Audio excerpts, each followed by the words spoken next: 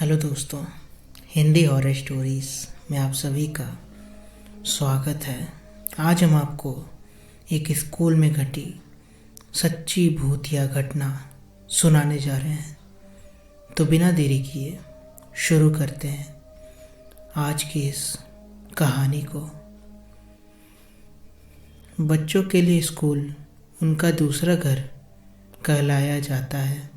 घर जहाँ हम सेफ फील करते हैं। पर तब क्या होगा अगर हम वहाँ भी सेफ ना हो। ऐसा ही कुछ हुआ था 15 साल की निशा के साथ।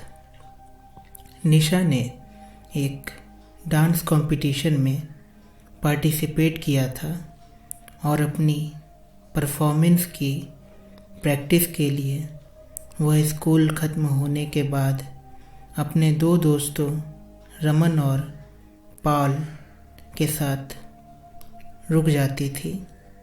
डांस प्रैक्टिस करते वक्त निशा के दोस्त पॉल का बैलेंस बिगड़ गया और वह नीचे गिर गया। उसका पैर ट्विस्ट हो गया था और वह बुरी तरह दर्द से चिल्ला रहा था। स्कूल के सब टीचर्स जा चुके थे और हेल्प के लिए उन बच्चों के पास कोई भी नहीं था।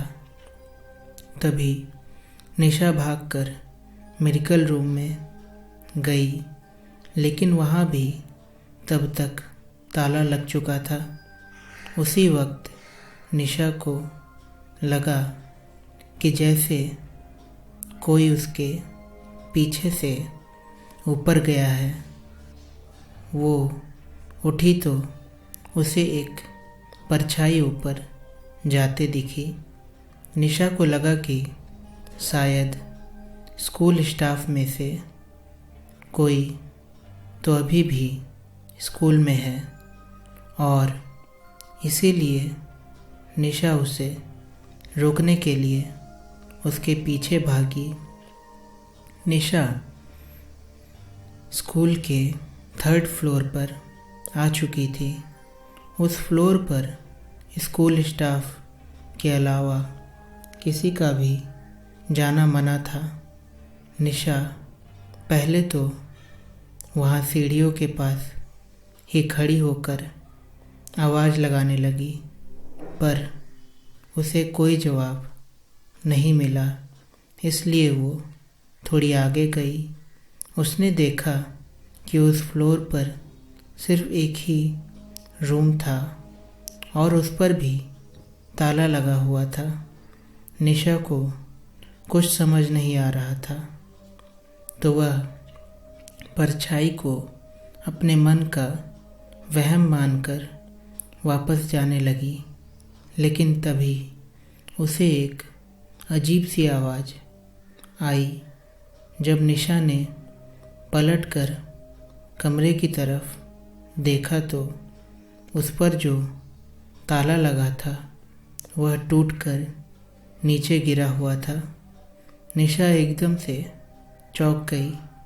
वह उस रूम के अंदर गई। उसे दिखा एक आदमी खिड़की की तरफ मुंह करके खड़ा था। निशा ने उससे पूछा क्या वह उसके साथ चलकर पॉल की मदद करेगा, लेकिन वह आदमी ने निशा को कोई रिएक्शन ही नहीं दिया। निशा को सब कुछ बहुत अजीब लग रहा था। उसने फिर से उस आदमी को पुकारा, लेकिन तभी अचानक उस कमरे का दरवाज़ा अपने आप बंद होने लगा। निशा ये देखकर घबरा उठी। वह दरवाजे की तरफ गई और उसे खोलने की कोशिश करने लगी, लेकिन वह दरवाज़ा नहीं खुला। तभी निशा को उस आदमी के हंसने की आवाज़ आने लगी। वह बहुत डरावनी तरीके से हंस रहा था।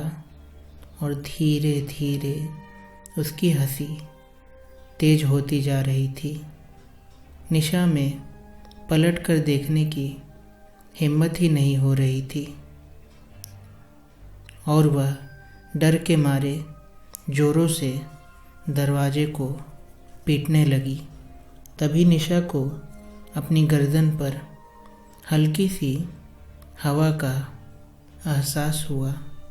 उसने पलटकर देखा तो उसका दिल दहल उठा।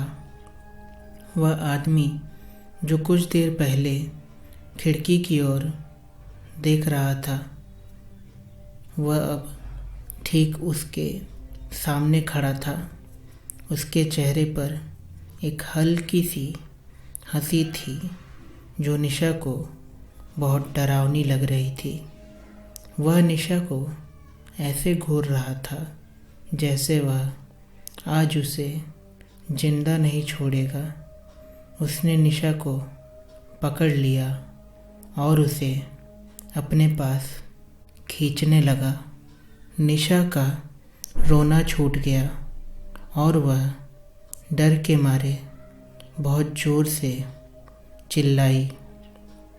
उस आदमी ने निशा के मुंह पर हाथ रखा और निशा के साथ बदसलूकी करने लगा।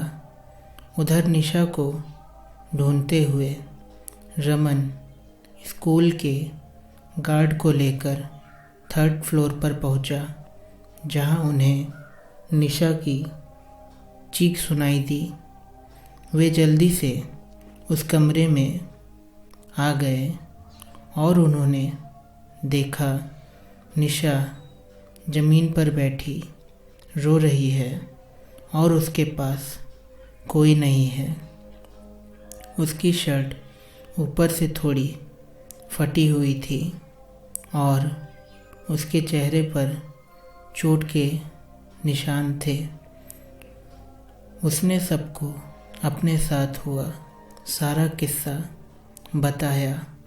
निशा के साथ हुआ इस हादसे को सुनकर स्कूल गार्ड का चेहरा बिल्कुल पीला पड़ गया।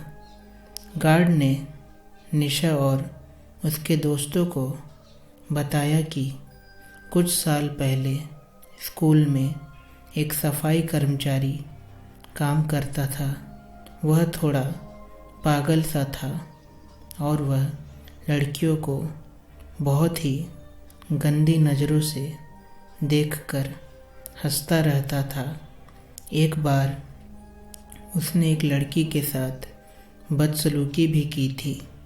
उस लड़की ने जब उसकी शिकायत की तो स्कूल की प्रिंसिपल ने उसे हमेशा हमेशा के लिए उस स्कूल से निकाल दिया।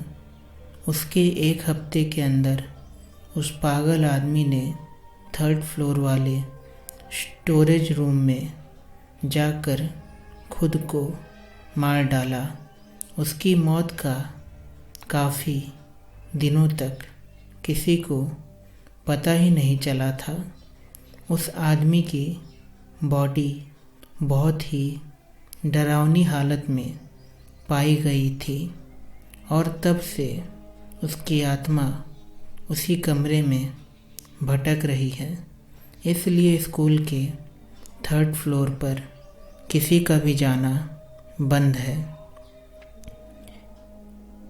इस इंसिडेंट के बाद निशा इतनी डिस्टर्ब हो गई कि वह कुछ दिन तक स्कूल ही नहीं गई, बल्कि कुछ ही महीनों में उसने एक नए स्कूल में एडमिशन भी ले लिया। लेकिन वह कभी भी उस आदमी का भयानक हंसी भूल नहीं पाई।